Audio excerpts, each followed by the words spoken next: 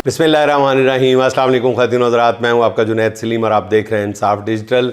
नाज़रीन, हुकूमत ने क्या वारदाताना अंदाज में पहले पेट्रोल की कीमत में 137 रुपये फ़ी लीटर इजाफ़ा किया, फिर गुज़िश्ता रात हातम ताई की कब्र पे लात नहीं बल्कि लातें, टांगें, मुक्के, घोंसे मारते हुए 80 रुपये कम कर दिए और साथ ही ये ऐलान कर दिया कि ये कीमतें 1 माह तक रहेंगी। याशी करो, जाके सारी कौम याशी करे। इस तरह हुकूमत ने एक ही झटके में 57 रुपये फ़ी लीटर इजाफा करके अवाम पर एहसान भी जतला दिया। लेकिन वैसे मैं भी सोचता हूँ कि यार मतलब हुक्मरानों को अच्छे मशवरे ही देने चाहिए। मियाँ साहब, आप एक काम करें, ये 30 दिन ख़त्म हो जाए ना तो आप एक अचानक ना एक दिन पेट्रोल की कीमतों में ना पूरे 30 दिन के बाद 5,000 रुपये का इजाफा कर दें। एक दिन आपको वो लोग बुरा भला कहेंगे, फिर अगले दिन ना आप 4,500 रुपये की कमी कर दें। 4,500, 5,000 का इजाफा बस एक दिन रखें। एक दिन लोगों की गालियां जो है अच्छी खासी होती हैं, तो एक दिन तक आप 5,000 रुपये का इजाफा चलने दें और उन 5,000 में भी एक दिन में 24 घंटे में बड़ी कमाई हो जाएगी हुकूमत को। और उसके 24 घंटे कंप्लीट होने पे आप 4,500 की आप कमी कर दें पेट्रोल की कीमत में। और फिर आप टीवी स्क्रीन पे तशरीफ़ लाएं और कहें जी कि शबाना रोज़ मेहनतों की वजह से देखें मैंने पाकिस्तान की तारीख़ का सबसे बड़ा पेट्रोल की मद में रिलीफ दिया है कौम को, इसके लिए मैं और मेरी टीम जो है वो तारीफ़ की मुस्तहिक। मियाँ साहब, छा जाओगे खुदा दी कसमें। तुसी 4,500 रुपये का रिलीफ दें आप एक दिन में कौम को, कौम आपको हमेशा याद रखेगी। 30 दिन बाद ये काम करके देखें, अगर 30 दिन तक आपकी हुकूमत हुई तो।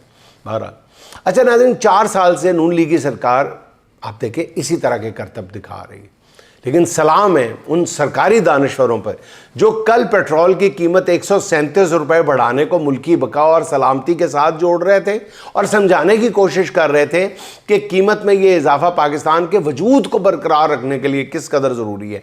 आज जब 80 रुपये कम कर दिए गए हैं तो वही दानश्वर इस एहसान अजीम के भी फ़ज़ाइल गिनवाना शुरू हो गए। यानी अगर कीमतें बढ़ाएं तो भी जिंदाबाद, कम कर दें तो भी जिंदाबाद। इनमें ऐसे दानिश्वर भी शामिल हैं जो कल कीमतें बढ़ाने पर वज़ीर आज़म को खराज तहसीन पेश कर रहे थे और आज कीमतें कम करने पर भी वो खराज तहसीन ही पेश कर रहे हैं। यानी वज़ीर आज़म स्याह करें या सफ़ेद, इन ग़ुलामों की ड्यूटी सिर्फ वाह वाह करने पर लगी हुई है। चले इन दानिश्वरों को ये भी बता दें कि हुकूमत ने IMF को यकीन दहानी करा दी है कि हालिया ईरान जंग ख़त्म होने के बाद बिजली की कीमतों में भी इजाफा कर दिया जाएगा।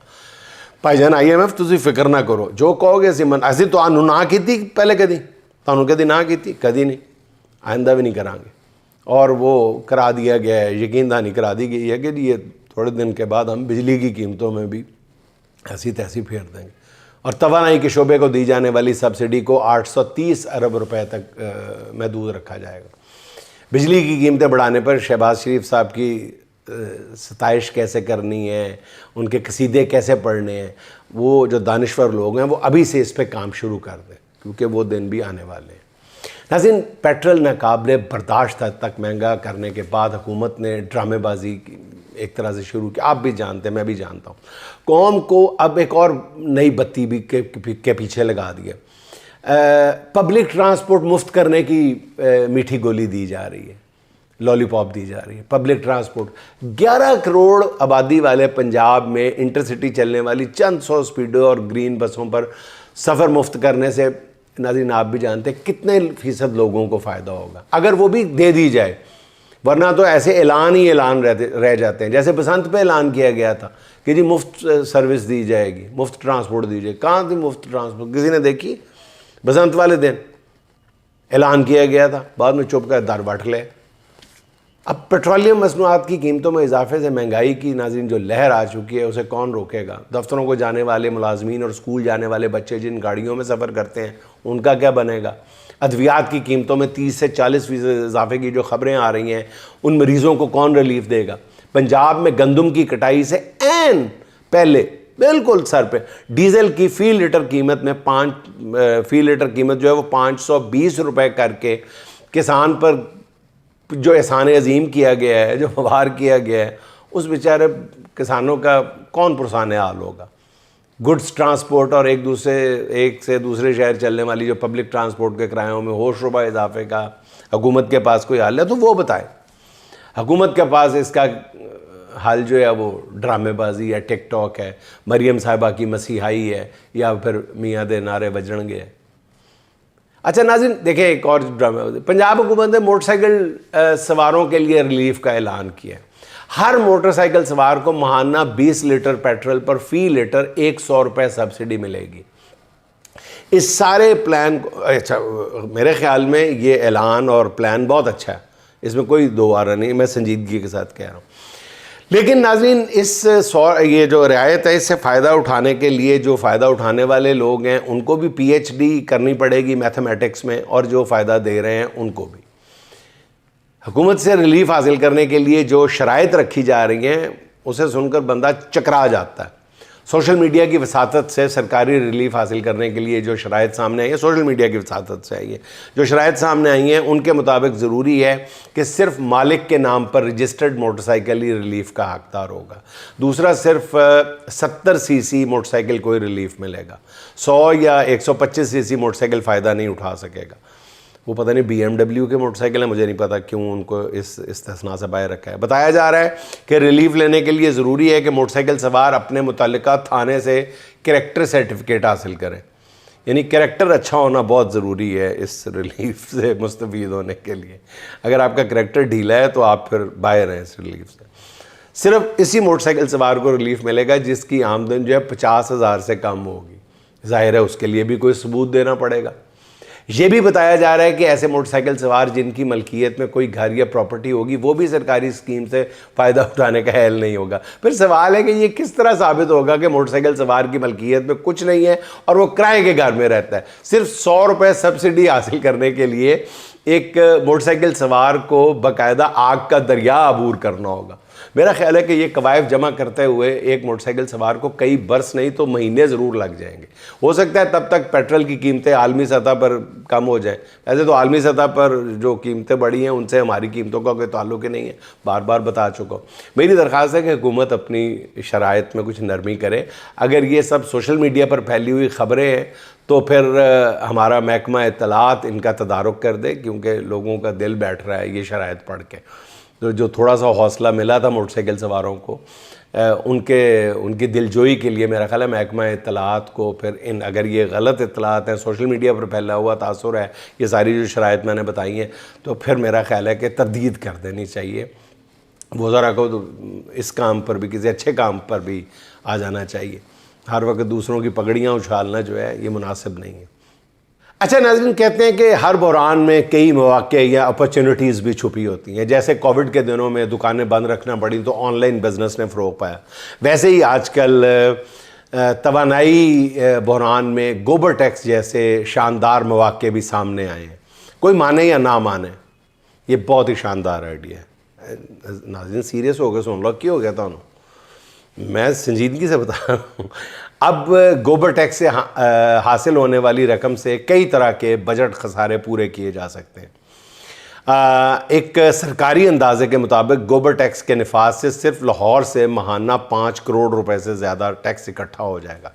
इस रकम से नाज़रीन 5 करोड़ कोई छोटी रकम नहीं होती। इस रकम से 11 अरब रुपए से ख़रीदे गए 17 सीटों वाले जहाज़ के पायलट्स की तनख्वाह निकल आती है, बल्कि एक अच्छी खासी रकम बच भी जाती है।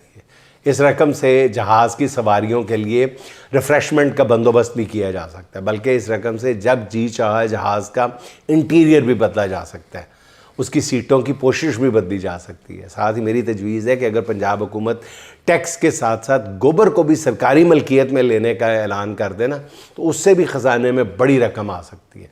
मुल्क में जिस तरह कुदरती गैस की कमी हो रही है, पंजाब हुकूमत सरकारी मलकियत में लिए गए गोबर से उपले या पाथियाँ बनाकर भी बड़ी रकम कमा सकती है। अगर सूबे की सतह पर पाथियाँ बनाने का काम शुरू हुआ तो रोज़गार के कई नए मौक़े भी पैदा हो सकते हैं। मिसाल के तौर पर तेल की कीमतों में इजाफे से ट्रांसपोर्ट का पहिया तो रुक चुका है। अब कई वेले ड्राइवर्स और कंडक्टर्स को पाथियाँ बनाने की तरबियत दे के उन्हें नया रोज़गार दिया जा सकता है। इसके अलावा भी कई आला तालीम याफ्ता नौजवान बेरोज़गार हैं, उन्हें भी पाथियाँ बनाने का हुनर सिखाकर वक्ती तौर पर रोज़गार दिया जा सकता है। इससे नौजवानों में बढ़ती हुई बेरोज़गारी ख़त्म करने के साथ साथ मेहनत में अज़मत का अमली सबक भी दिया जा सकता है। इसलिए मेरे ख़्याल में गोबर टैक्स पर होने वाली तनकीद जो है ना वो गैर ज़रूरी है। बल्कि हमारी तजवीज़ तो ये है कि पंजाब हुकूमत फिलफौर पाथी एक्ट पास करके तमाम गोबर को सरकारी मलकियत में लेने का ऐलान कर दे। इतनी कीमती चीज़ को ज़ाया ना होने दे। ज़ाहिर है कीमती चीज़ पर टैक्स लगता है ना, तो अगर टैक्स लगाया जा सकता है तो कीमती है, तो कीमती चीज़ को सरकार अपनी मलकियत में ले ले। अच्छा नाज़रीन, पाकिस्तान अमेरिका और ईरान के दरमियान जंग बंदी की जो कोशिशें कर रहा था उन्हें शदीद धचका लगा है। अमरीकी अखबार वॉल स्ट्रीट जर्नल ने दावा किया है कि पाकिस्तान की क़यादत में अमेरिका और ईरान के दरमियान जंग बंदी के लिए जारी सालसी की कोशिशें नाकाम हो गई हैं। उसकी वजह यह है कि ईरान इस्लामाबाद में अमरीकी हुकाम से मिलने के लिए तैयार नहीं है और ईरान ने इस बारे में सालसों को आगाह कर दिया। फ्रांसीसी खबर रसां इदारे के मुताबिक, AFP के मुताबिक, ईरान का ख्याल है कि पाकिस्तान में मुज़ाकरात की कोशिशें करने वाले सदर ट्रंप के एलची स्टीव विटकॉफ के वो बहुत करीब है, इसलिए वो गैर जानिबदार नहीं है। अखबार एक्सप्रेस ट्रिब्यून के मुताबिक अमेरिका और ईरान के पाकिस्तान में मुनक्किद होने वाले मुज़ाकरात जो हैं वो मनसूख कर दिए गए हैं। अमेरिकी नायब सदर JD वैंस का पाकिस्तान के जो JD वैंस का दौरा पाकिस्तान है, ये ग़ालिबन दूसरी बार आखिरी लम्हात में कैंसिल किया गया है, क्योंकि ईरान ने कहते हैं कि जी बातचीत में मुसलसल अदम एतमाद का तासुर दिया है। अखबार के मुताबिक पाकिस्तान ने भी सालसी की कोशिशों में ईरानी रवैये पर मायूसी का इज़हार किया है। ईरान और अमेरिका के इस्लामाबाद में मुज़ाकरात होते तो ये पाकिस्तान की बहुत बड़ी सफारती कामयाबी होती, जिसका आने वाले दिनों में मुल्क को यकीनन बहुत फ़ायदा हो सकता था। अब ज़राए का कहना है कि मिस्र और तुर्किया अब भी कोशिश कर रहे हैं कि ईरान को इस्लामाबाद के अलावा किसी और मकाम पर मुज़ाकरात की मेज़ पर लाने की कोशिश की जाए। ज़राए के मुताबिक वज़ीर ख़ारजा इसहाक़ डार ने गुज़िश्ता रोज़ सीनियर सहाफ़ियों और एंकर पर्सन से मुलाकात करके इन्हें इस तफसील से आगाह किया है कि कैसे मुज़ाकरात की कोशिशें नाकाम हुई हैं। इसहाक़ डार ने अमारात के रकम वापसी के मुतालबे के बारे में भी बताया है कि अमारात के इस रवैये की वजह क्या है। लेकिन जब से अमेरिका के साथ जंग शुरू हुई है उसके बाद से अब तक ईरान को सबसे बड़ी कामयाबी मिली है। ईरान ने 3 अमरीकी तैयारे तबाह कर दिए हैं और एक तैयारे के अमरीकी पायलट को हिरासत में भी ले लिया है। जंग के बाद नाज़रीन पहला ये मौका है कि किसी अमरीकी तैयारे को ईरानी सरज़मीन पर गिराया गया हो। इससे पहले ईरान ने गल्फ़ की अमरीकी बेसिस पर तैयारों की तबाही और उन्हें नुकसान पहुँचाया था। एक तैयारा जो है वो तेहरान में गिराया गया, जबकि एक अमरीकी तैयारे को आबना हुरमज़ के करीब भी शायद तबाह किया गया। तबाह होने वाले अमरीकी तैयारों में एक F-35 है, एक F-15 है, एक A-10 तैयारा ग़ालिबन शामिल है। एक तैयारे के पायलट ने हमले के बाद इजेक्ट भी किया है, जिस पर ईरानी हुकूमत ने उसकी गिरफ़्तारी पर इनाम का ऐलान भी किया है। कुछ देर के बाद ईरानी फ़ौज के तर्जमान ने बताया कि जी अमरीकी पायलट को गिरफ़्तार कर लिया गया और मुबैना तौर पर पकड़े गए पायलट की तस्वीर भी जारी कर दी है। दूसरी तरफ नाज़रीन अमरीका ने धमकी दी है कि वो ईरान में पुलों और तवानाई के मराकज़ को निशाना बनाएगा, जिसके जवाब में ईरान ने खलीजी ममालिक में अहम पुलों और तवानाई मराकज़ को निशाना बनाने का ऐलान करते हुए उनकी फ़हरिस्त भी जारी कर दी है कि वो किन किन मकामात को निशाना बना सकता है। इस फ़हरिस्त में इसराइल के कई अहम मकामात शामिल हैं। ईरान ने पहले ही अमरीकी IT कंपनियों को निशाना बनाना शुरू कर रखा है। बहरहाल अब तक की जंग का किसी भी एंगल से जायज़ा लिया जाए तो इसमें सच्ची बात यह है कि ईरान की मज़ाहमत की जीत नज़र आती है। नाज़रीन आखिर में साकी अमरोही की एक नज़्म, और ये नज़्म सुन के जो भी शख्स आपके जहन में आए वो आप पर मुनहसर है। इस चमन को कभी सहरा नहीं होने दूँगा, इस चमन को कभी सहरा नहीं होने दूँगा, मर मिटूँगा मगर ऐसा नहीं होने दूँगा। जब तलक भी मेरी पलकों पे दिए रोशन है, अपनी नगरी में अंधेरा नहीं होने दूँगा। तो अगर मेरा नहीं है तो मुझे भी ज़िद है, तो अगर मेरा नहीं है तो मुझे भी ज़िद है, मैं तुझे भी कभी तेरा नहीं होने दूँगा। रत जगों ने मेरी आँखों की बसारत ले ली, रत जगों ने मेरी आँखों की बसारत ले ली, दिले बीना तुझे अंधा नहीं होने दूँगा, दिले बीना तुझे अंधा नहीं होने दूँगा। दफन हो जाएगा खुद रात की तारीकी में, दफन हो जाएगा खुद रात की तारीकी में, जो ये कहता है सवेरा नहीं होने दूंगा, जो ये कहता है सवेरा नहीं होने दूंगा। नाज़रीन खुश रहें, खुश रखें। आपसे मुलाकात होगी इंशाअल्लाह अगले व्लॉग में। अल्लाह हाफ़िज़।